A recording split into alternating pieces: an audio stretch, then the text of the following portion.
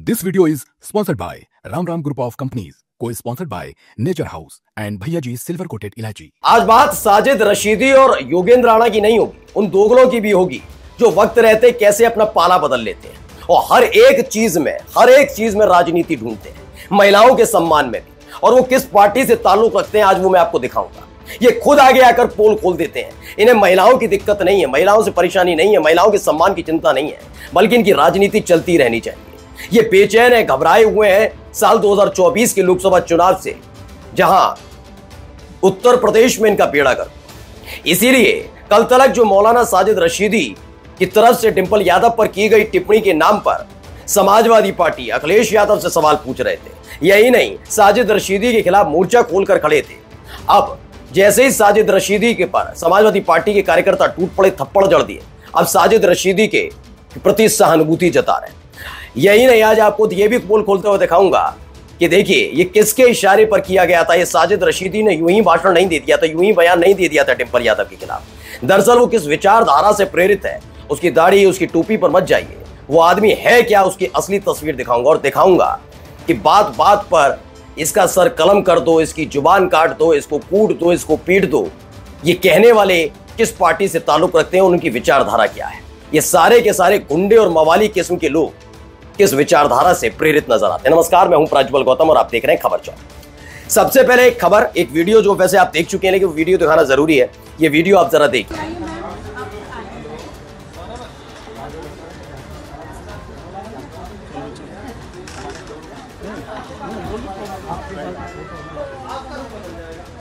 ये news nation है।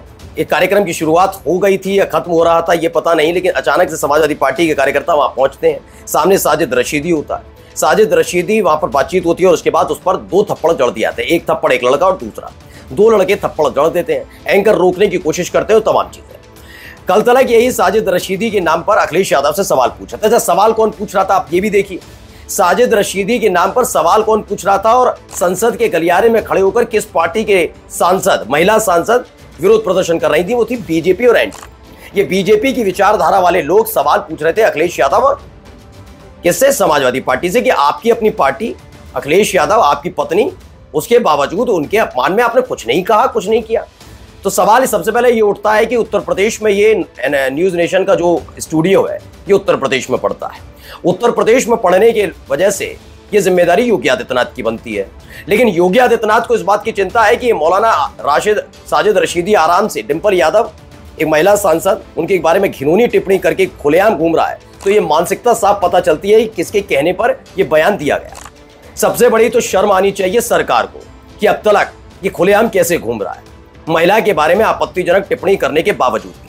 लेकिन मैंने कहा ना, इन्हें डिंपल यादव के सम्मान की चिंता नहीं है, इन्हें महिलाओं के सम्मान की चिंता नहीं है, इन्हें अपने अपने आकाओं को बचाना है। इसीलिए इन्होंने अभी तक योगी आदित्यनाथ से सवाल नहीं किया कि डिंपल यादव पर टिप्पणी करने वाला उत्तर प्रदेश में आकर बयान देकर चला जाता और उत्तर प्रदेश की पुलिस क्या मूंगफली छिल रही है, अब तक इसके गिरफ्तार क्यों नहीं किया गया। बिल्कुल योगेंद्र राणा की तर्ज पर वो आदमी पहले एक रासन पर बयान देता है, फिर दोबारा वही देता है। दरअसल महिलाओं का सम्मान, ये बाल्टी मैदान में, बेटी बचाओ, ये सब जुमले हैं, इन्हें कोई फर्क नहीं पड़ता। ये इस चीज से और खुश होते हैं। ये इसी लेवल के लोग हैं। सोचिए, इन लोगों ने, मैंने तब भी कहा था कि संसद के गलियारे में खड़े होकर एनडीए की, खासकर बीजेपी की महिला सांसद हाय हाय साजिद रशीदी के लिए कर रही थी। लेकिन योगेंद्र राणा वाले मसले पर चुप्पी क्यों साधी रही, तब शर्म नहीं आई थी सबको। और हाय हाय क्यों कर रही हो, बीजेपी के सांसदों को तो हाय हाय नहीं करना चाहिए, उनकी तो सरकार उत्तर प्रदेश में गिरफ्तार कराओ, वो गिरफ्तारी नहीं करवा पाएंगे। अच्छा, इनकी हरकतें और दिखाता हूं। आपको याद होगा जब करनी सेना रामजीलाल सुमन के घर पर हमला करती है और उसके बाद उनके काफिले पर हमला करती है, तब करनी सेना के एक दो लुच्चे किस्म के लोग अखिलेश यादव पर इनाम रख रहे थे। एक तो था मैं गोली मार दूंगा। उत्तर प्रदेश की अति उत्साही पुलिस और अति तत्पर पुलिस ने उसे गिरफ्तार करने के लिए एफआईआर दर्ज नहीं की। वो पता लगा कि समाजवादी पार्टी का अधिवक्ता संघ है, जब कोर्ट गया तो कोर्ट के आदेश पर, जब कोर्ट ने कान मरोड़े यूपी पुलिस के, तब जाकर एफआईआर दर्ज उस लड़के के खिलाफ हुई। एक वो था जो 5 करोड़ का इनाम रख रहा था अखिलेश यादव पर, उसकी गिरफ्तारी का अता पता नहीं, ना इन पर एनएसए हुई, ना कोई लेना देना, कुछ नहीं।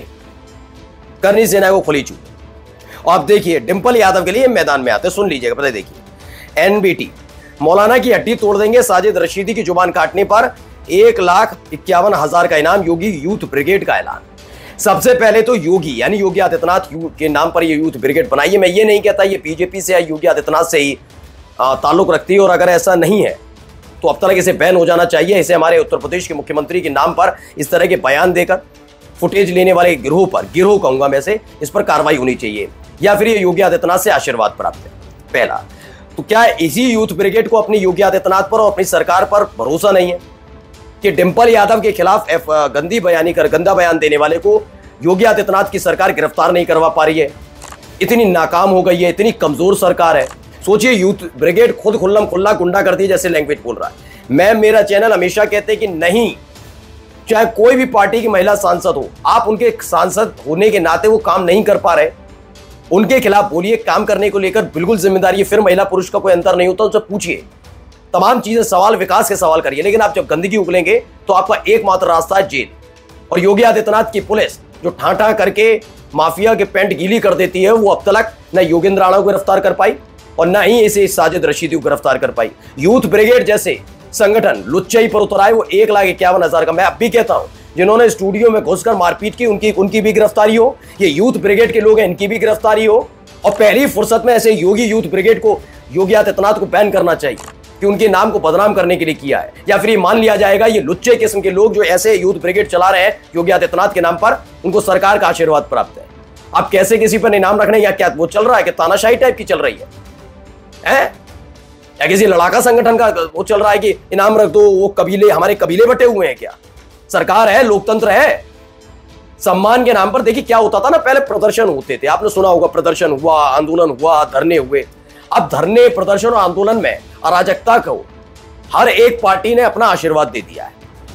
लुच्चाई करो, उत्पात काटो, बवाल करो, और ऐसा नहीं है कि आप उसमें सिर्फ विपक्ष को जोड़ेंगे। योगी आदित्यनाथ की सरकार ने अब तक करनी सेना जैसे शामिल लुच्चे, जिन्होंने रामजीलाल सुमन के घर पर हमला किया, काफिले पर हमला किया, कितनों पर एनएसए लगाई, बताई। यानी सरकारी आशीर्वाद ऐसे उत्पातियों को। ये यूथ ब्रिगेड के लोगों पर जो 5 करोड़ का इनाम रख रहे थे, उस पर ये तमाम लोग इनके आशीर्वाद प्राप्त है। इसीलिए मैं कहता हूं कि आप जेल की बात नहीं करते, आप गिरफ्तारी की बात नहीं करते, आप कानूनी कार्रवाई की बात नहीं करते, कहते हैं जुबान काट कर लाने पर। और क्या नाम है? योगी यूथ ब्रिगेड। योगी यूथ ब्रिगेड नाम से गुंडाई की दुकान चलाई जा रही है।